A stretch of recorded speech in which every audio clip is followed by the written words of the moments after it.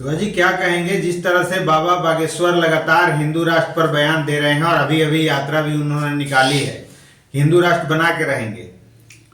सबसे पहले अहरा ग्लोबल का प्रेसिडेंट डॉक्टर दुआ का आपके चैनल के माध्यम से दर्शकों को हार्दिक नमस्कार, अभिनंदन। बाबा बागेश्वर साहब बहुत सारे लगते हैं कि 100-200 पीएचडी कर रखे हैं, जबकि 12वीं पास नहीं है। उनकी बहन मुस्लिम से शादी करना भाई का, और जहां तक हमारा रिसर्च कह रहा है कि बाबा बागेश्वर भी मुसलमान कम्युनिटी से आते हैं। आज हिंदू समुदाय को दिग्भ्रमित कर रहे हैं। आज हिंदुओं को सनातन धर्म की बात कर, मैं उनसे चैलेंज करता हूं कि आप साबित कर दो कि सनातन धर्म होता है, सनातन वर्ण होता है, जहां पे आपने बहुत सारे जातियां बनाया। ये यूरेशियन ब्राह्मण जो आए मणिपुर के रास्ते से भारत के अंदर, और उन्होंने अपना वर्चस्व बनाने के लिए, अपना दुकानदारी शुरू करने के लिए मंदिर बनाए, पूजा पाठ शुरू किया, लोगों को बांटा, ऊंच और नीच बनाया, क्षुद्र बनाया, लोहार बनाया, नाई बनाया, धुनिया बनाया, पासी बनाया, और न जाने क्या क्या आपने बनाया।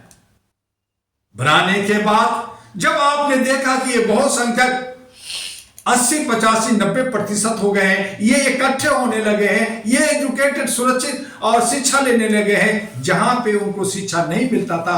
आज जो योगी जी और बाबा बागेश्वर बाबा कहते हैं कि मैं सनातन धर्म लाऊंगा, मैं हिंदू राष्ट्र बनाऊंगा, उनको पूछना चाहता हूं कि कहां है हिंदू शब्द? किस ग्रंथ में? क्या रामायण में है? क्या पुराण में है? क्या वेद में है? किस जगह है? जब हिंदू शब्द नहीं है तो हिंदू राष्ट्र बनाने की आप परिकल्पना किस आधार पे कर रहे हैं? आप सिंध को, जो मुगलों ने हिंद कहा, हिंदुस्तान बना, उस आधार पे, मोहनजोदड़ो के आधार पे, या और किस बात पे? जैसे आज हमारे राजनाथ जी कह रहे हैं कि सिंध को भारत में मिलाएंगे, तो सिंध को मिलाएंगे, आप जो है अखंड भारत बनाएंगे, वो ठीक है। लेकिन जहां पे हमारे आरएसएस के भागवत मान जी कहते हैं कि जितने भी मुसलमान हैं भारत के अंदर, जो सुन्नी है, सुन्नी के मतलब सुन करके जो ईमान लाए, जो तकरीर, जो प्रवचन, जो अच्छा लगा उसको ग्रहण कर करके मुसलमान बने, ऐसे ही क्रिश्चियन बने, ऐसे ही हमारे सिख बने, ऐसे ही जैनियों बने।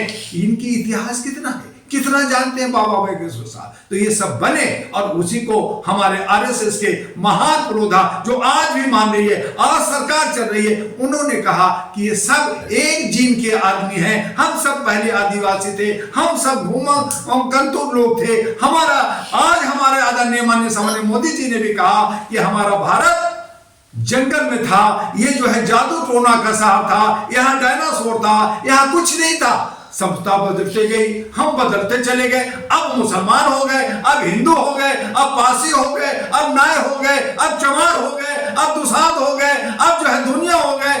तो ये सब बनाया किसने? आज 430 मूल रूप से, हालांकि 700 से ज्यादा है, तो 430 मूल रूप से जो जातियां भारत में बनी, वो किसने बनाया? तो ये जातियां का वर्गीकरण हुआ, इसको सनातन वर्ण कहते हैं। तो इसी को तो एक करना चाहते हैं ना, तो एक करने सनातन धर्म, तो फिर सनातन का आप कहिए ना कि हम हिंदू, मुस्लिम, सिख, ईसाई आपस में है, भाई भाई, ये भारत है, भारत के लोग भारतीय कहलाएंगे, और इस तरह का एक सनातन युग जो हम सबको जोड़ेंगे। लेकिन नहीं, आप तो वो सनातन युग लाना चाहते हैं जिसमें ब्राह्मण एक हफ्ता तक दलित के औरत को अपने हवस में रखता था, उसके पहला बच्चा को गंगा में फेंक दिया जाता था, उनके औरतों की स्थल काट दिया जाता था, उनके पीठ में और गर्दन में झाड़ू और लोटा और मटका लटका दिया जाता था, उनको जो है डंडा दिया जाता था, गांव में नहीं घुसेगा, बाहर बाहर घूमेगा। आज भी आप जाइए गुजरात और बिहार के हिस्सों में, जिसको आज जीता राम मांझी, उसने कहा मेरा पूरा परिवार चूहा खा के आगे बढ़ा, वो गांव से बाहर रहता था, गांव में नहीं घुसता था। उसके लोग जो सामंती लोग हैं, जो भूमियार जिनकी जमीन थी, उस पे वो काम करते थे, और वहां पे उनकी खूबसूरत लड़कियों के साथ बेविचार होता था। वो बोल नहीं सकते थे, आवाज नहीं दे सकते थे, और आज भी नहीं दे रहे। और मजे की बात है कि आज भी 114 साधु सन्यासी और जो बड़े बड़े स्वामी हैं जिनका श्रद्धा से हम नाम लेते हैं, उन पे केस चल रहा है बेविचार का। आज बाबा बागेश्वर साहब, जिनको ज्यादा ज्ञान नहीं है, वो कहते हैं हिंदू राष्ट्र बनाएंगे। बनाइए ना। जब हमारे देश के अंदर प्रधानमंत्री हिंदू है, राष्ट्रपति हिंदू है, होम मिनिस्टर हिंदू है, सारे मिनिस्टर हिंदू है, सारे गवर्नर हिंदू है, सारे मुख्यमंत्री हिंदू है, तो हिंदू राष्ट्र ये नहीं है क्या? लेकिन हिंदू धर्म खतरे में है। आप हिंदू धर्म तो खतरा कह के और हिंदू राष्ट्र बना के हिंदू राष्ट्र को तोड़ना चाहते हैं और एक और पाकिस्तान बनाना चाहते हैं, क्योंकि भारत के अंदर अभी 30 करोड़ से ज्यादा मुसलमान है, जबकि पाकिस्तान की आबादी 18 करोड़ है और बांग्लादेश की आबादी जो है 14-18 करोड़ है। तो आप भारत में जो डबल है वो आप एक और बनाना चाहते हैं, यहाँ खालिस्तान बनाना चाहते हैं, यहाँ तमिलनाडु तमिल राष्ट्र बनाना चाहते हैं। तो जो भारत बचा है उसको विखंड करना चाहते, अखंड भारत। आप ईरान तक जाएंगे, आप अफगानिस्तान को मिलाएंगे, आप पाकिस्तान बांग्लादेश को मिलाएंगे, आप श्रीलंका को मिलाएंगे।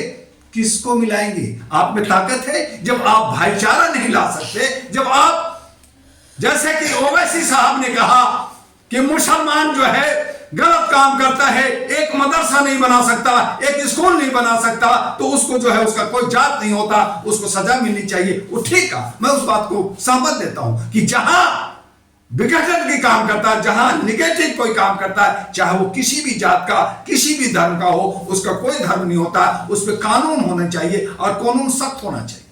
ऐसी सूरत में मैं मोदी जी के साथ हूं कि मोदी जी ने कहा कि नहीं, मुझे जो है समानता चाहिए, तो समानता फिर संविधान होता है, और फिर एक तरफ समानता चाहिए, सबका साथ चाहिए, सबका विकास चाहिए। फिर आप विदेश भी जाते हैं, कहते मैं गांधी के देश से आया हूं, मैं जो है गौतम बुद्ध के देश से आया हूं, और जब देश के अंदर होते हैं तो कहते हैं गोडसे और वीर सावरकर मेरा लीडर है। आप जो है फिर नफरत करते हैं, आप जो है एक संवैधानिक पद पे बैठ कर करके आप पार्टी का लोगो लगा के आप प्रचार मंत्री की तरह काम करते हैं, तो काहे को प्रधानमंत्री? आप जात पात कर करके, आप धर्म कर्म करके, तो आपकी कथनी और करने में फर्क है। और यही वजह है कि आज भारत का हर एक जनता प्रधानमंत्री से नफरत कर रहा है। लेकिन मैं फिर भी प्रधानमंत्री को दोष इसलिए नहीं देना चाहता कि हमारे 295 जो दलित, जो आरक्षण का, जो मुसलमान का, जो ओबीसी का, जो एससी का मेंबर ऑफ पार्लियामेंट है, वो खामोश क्यों बैठा है? वो बिक क्यों गया है? आज चाहे तो आज दलित जैसे बिहार के अंदर आज 85%, 38% अति पिछड़ा था, जो 18% मुसलमान था, वो मिल जाकर के 56% होता है। अगर 14% यादव, जो 72% होता है, उसका सरकार होती। लेकिन मनमानी, यादव ने कहा मैं मुख्यमंत्री, एक ने कहा 2% मैं मुख्यमंत्री, तो मुसलमान कहा जाता, अति पिछड़ा कहा जाता। नतीजा हुआ कि वोट का ध्रुवीकरण किया, बेच खरीद हुआ, और आपने देखा कि बिहार का विधानसभा में क्या हुआ, 2-3% फिर सरकार बना ली। तो यही भारत के अंदर, तो हिंदू खाली हिंदू कह के जर्नलिस्ट महोदय, हम हिंदुओं को तोड़ रहे हैं, हमारा समुदाय को तोड़ रहे हैं, हमारे पे अमन और शांति को भंग कर रहे हैं, असहिष्णुता ला रहे हैं, आप जो है अराजकता ला रहे हैं। ये सब जैसे जयचंद बन करके यही ब्राह्मण लोग कभी आक्रांताओं को और मुगलों को दावत दिया था, यही हिंदू, यही गुजराती लोग हमारे अंग्रेजों की दलाली कर करके, अंग्रेज जो 2000 थे, उसको ईस्ट इंडिया को 196 साल भारत में राज करने दिया। आज ये कहते हैं कि मेरा भारत है। जो 32 लाख में 16 लाख से ज्यादा 1947 की आजादी में शहीद मुसलमान हुआ, बंगाली हुआ, बिहारी हुआ, उत्तर प्रदेश के लोग हुआ, मध्य प्रदेश के लोग हुआ, उसमें गुजराती और ये आरएसएस के लोग कहां थे? आज ये आरएसएस जो रजिस्टर्ड नहीं है, वो अपने आप को दादा समझता है, अपने आप को शासन करना चाहते हैं। मैं पूछना चाहता हूं इस पे, वही गुजरात के सरदार पटेल ने उनके आरएसएस पे बैन लगा दिया था, नेहरू ने बचा दिया, नेहरू ने जो है कश्मीर को बचा दिया, आज मेरा जल रहा है। तो मैं कहता हूं कि आज जहां बीजेपी आरएसएस का है, वो कांग्रेस भी, आम आदमी पार्टी भी, और ये तमाम लोग एक गैंग का पार्टियां चला रही हैं, जिसकी वजह से हमारा लोकतंत्र खतरे में है, हमारा संविधान खतरे में है। आज हमारा जो मूल निवासी अपने को नहीं समझ रहे हैं, वो कहते हैं हाँ मुझे हिंदू राष्ट्र मिलेगा। किस बात पे मिलेगा जर्नलिस्ट महोदय, जब हिंदू किसी धर्म किसी के ग्रंथ में नहीं लिखा है। यही इलाहाबाद हाई कोर्ट ने और सुप्रीम कोर्ट ने, ललाई यादव ने जब याचिका लगाया, वर्षों तक लड़ते रहे, तो कहा गया कि हिंदू कोई शब्द नहीं है, हिंदू एक फारसी शब्द है, हिंदू के मतलब गुलाम होता है, हिंदू के मतलब काला होता है। तो आप मुझे पहले तो कहा दलित और शूद्र कहा, अब आप मुझे गुलाम कहेंगे, अब आप मुझे कहेंगे कि मैं काला हूं, मुझे बंदिश बनाओगे, मुझे पिंजरे में रखोगे। नाम खाली बदल दिया। तो नाम बदल कर करके आप मुझे बदनाम करके, आप मुझ पे थोप कर करके, यही बाबा बागेश्वर लिखे ना कि मैं ब्राह्मण हिंदू हूं, लिखे अपने सीने पर, जितने ब्राह्मण हैं लिखे, और फिर कहें कि ये सब एक है। हर मंदिर में ये शूद्र और ये हिंदू पुजारी हो सकता है, शादी हो सकता है। जैसे कई नेताओं ने कहा, कई हमारे बिहार के और कई राज्यों के लोगों ने कहा कि अगर ब्राह्मण की लड़की और शूद्र की लड़की आपस में शादी कर लेता है, मैं मान लूंगा कि मैं हिंदू हूं और मैं हिंदू राष्ट्र का समर्थन करता हूं। तो कहां, यही तो विरोध है, आपस में ही विरोध है। तो किसको आप बेवकूफ बना रहे हैं? उसको जो मानसिक रूप से गुलाम है, उसको जो आपका जयचंदगिरी कर रहा है, उसको जो भेड़ बकरियों की तरह आपके पीछे भाग रहा है, चूंकि वो गुलाम है, उसको गुलामी का एहसास नहीं है। जिस दिन ये बहुसंख्यक जो लोगों को शिक्षा से दूर रखा, जिनको स्वास्थ्य से दूर रखा, जिनको सुरक्षा से दूर रखा, ये गुलामी का जिस दिन एहसास हो गया जर्नलिस्ट महोदय, उस दिन स्वतः जो आप सोच भी नहीं सकते, स्वतः जन क्रांति होगा। फिर आपको जगह नहीं मिलेगा भागने का।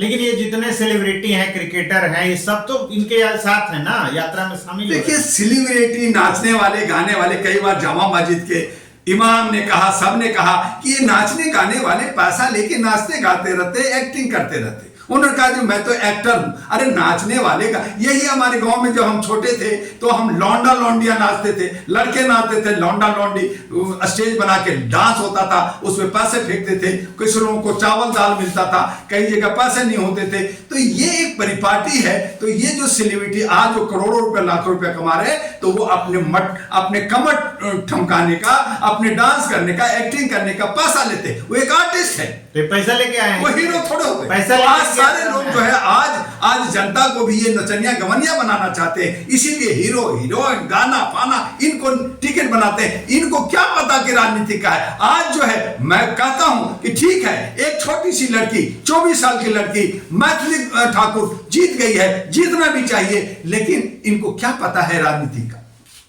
ऐसे लोग आएंगे, मनोज तिवारी आएंगे और सारे आएंगे, दुनिया भर के हीरो हीरोइन आएंगे, जो एक बार भी पार्लियामेंट हो या विधानसभा में जो लोग पहुंचे हैं, ये लोग एक बार भी एक सवाल नहीं किया, एक बहस नहीं किया, एक कोई काम नहीं किया। हेमा मालिनी, माफ कीजिएगा, आज वो हेमा मालिनी 3 बार की सांसद रही हैं, उनके पति धर्मेंद्र भी सांसद रहे, उनका बेटा भी सांसद रहा है, लेकिन कब कौन सा सवाल पार्लियामेंट के अंदर उठाया? कौन सा हेमा मालिनी ने मथुरा का विकास और किया? कितने लोगों को रोजगार दिया?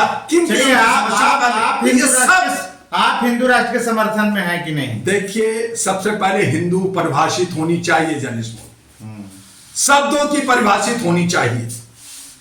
हम नारी सम्मान से कहते हैं, और इसी ब्राह्मण ने औरत कहा। औरत का मीनिंग आता है वेश्या।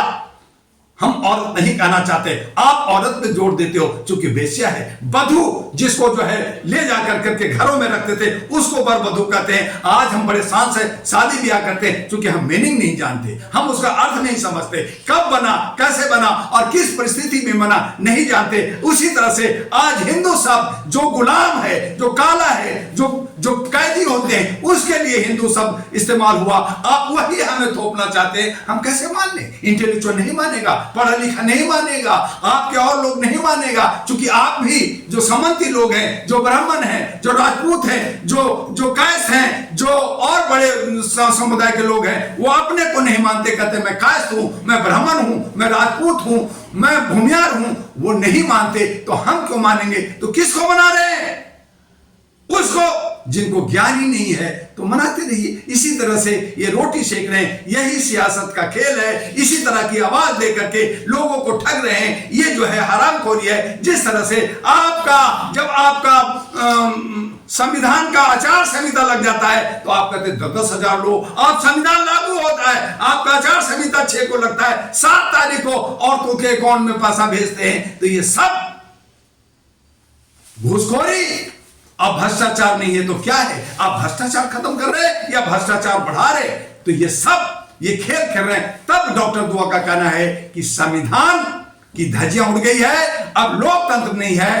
अब अप्रत्यक्ष रूप से जो आज हर जगह SIR देख रहे हैं, आज जो वोट की कटिंग देख रहे हैं, आज जो बदनाम करने की कोशिश कर रहे हैं, आज घुसपैठिए की जो बात कर रहे हैं, कहां है? लिस्ट तो दीजिए, उसको बताइए तो।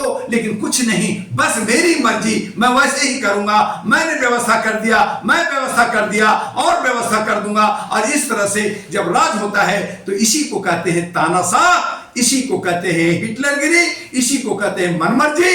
अब जनता का मत खत्म हो गया।